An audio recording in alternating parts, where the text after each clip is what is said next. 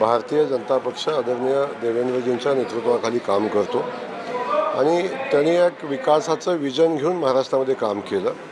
खास करून सोलापूरच्या विकासाच्या प्रत्येक मुद्द्यावर त्यांनी सोलापूर जिल्ह्यासोबत राहण्याचं, सोलापूर शहरासोबत राहण्याचं काम केलं आणि सोलापूर शहरातले सगळे प्रश्न, अगदी विमानतळ असेल, दुहेरी पाईपलाईन असेल, IT पार्क असेल, अन्य सगळे प्रश्न सोडवण्याचं काम त्यांनी केलं आणि लोकांनी निर्णय घेतला की या शहराचा विकास कोण करू शकतं, तर भारतीय जनता पक्ष करू शकतो, आदरणीय देवेंद्रजी करू शकतात।